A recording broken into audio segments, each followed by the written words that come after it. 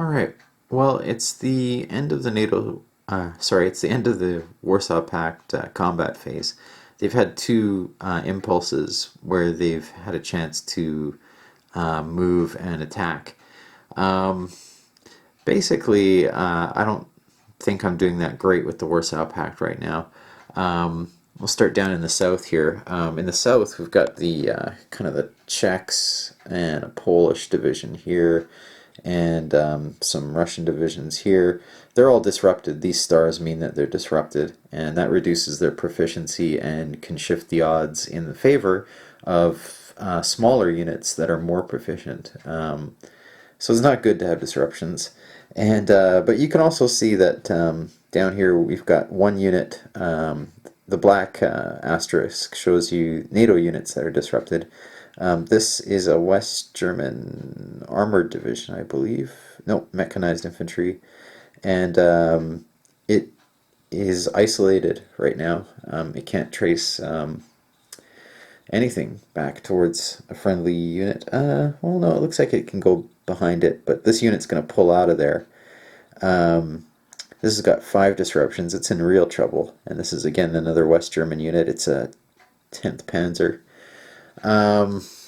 Up near the center of the board, the Soviets are kind of getting a little bit more luck here. The 28th Division is kind of punched through a nice little hole here.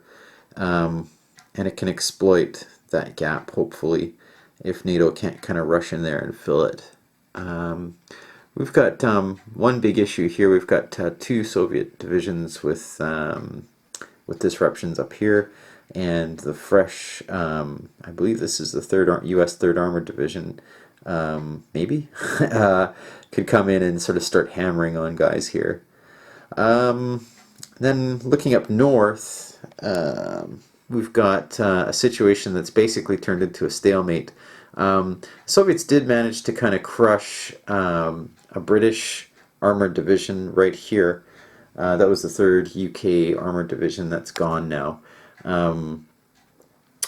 So things might be able to improve if the Soviets can kind of rush up here, can kind of get north and sort of save these guys who are stuck in a stalemate against the West Germans. We've got the French. These blue units are kind of coming to the rescue right now. They're small, but they're kind of everywhere. If we look way to the west, you can see them rushing in to reinforce the area. They're kind of coming across France. Looking over way to the east here, you can see that we've got West Berlin, and the U.S., U.K., and French divisions there have been, or regiments there have been holding up quite nicely against the Poles and the Soviets there. So the Poles right here, and the Soviets, they've only got 1 disruption. It's kind of a miracle they haven't been destroyed yet. But it's a real pain in the butt for the Soviets because they got to take care of those guys before they get over to the front. So that's about it. I feel I should have made a lot more progress with the Warsaw Pact during this turn 1 phase. Probably because my attacks were a little bit unfocused and I didn't really know what I was doing. That I ran into those problems. So we haven't advanced very far, and I think the pact is going to hurt because NATO's coming in with reinforcements, and they're going to gradually get stronger. Probably turn 2, they're going to get air superiority, take that away from the Soviets, and then really start hurting them. So it's not probably not a very good start to the war for the Warsaw Pact, but that's just inexperience, basically. A couple of things I know I should be doing something with these kind of units, these parachute units, but I'm just kind of focused on learning the game right now and playing through the basics. You can pay air transport costs to kind of move these guys around, and I probably should have shifted these parachute units, over to capture these Pomka sites. Pomka sites are basically places where the NATO units can come and from overseas and find their equipment all ready and waiting for them to defend West Germany. Taking out those sites would probably really hurt the NATO player, but I haven't done it just because I've been so focused on the front. I've also got naval units or amphibious units as well. If you look up here, I think I've got a Polish one, a 466 up here. near Rostock. I know I should be doing stuff with that, but I'm just not at this point, just kind of throwing them up at the front line and letting them do their thing. Probably not the most efficient use of them. The Danes really aren't in the fight at all. I've just sort of put them there for now. I don't know if I'll do anything with them at this point. That's about it. You could see that some territorials have come on into play here.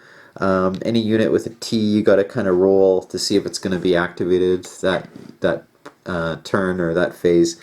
For example, if you look at this 124 over here in Dortmund, sorry, it's right here, Dortmund. These are minor guys. You see the little T there up in the corner of the counter. That means that it can kind of come online, and you got to roll for it to reinforce a city. Other reinforcements are scheduled. Like I said, as you can see, the French are kind of sweeping around, trying to help out.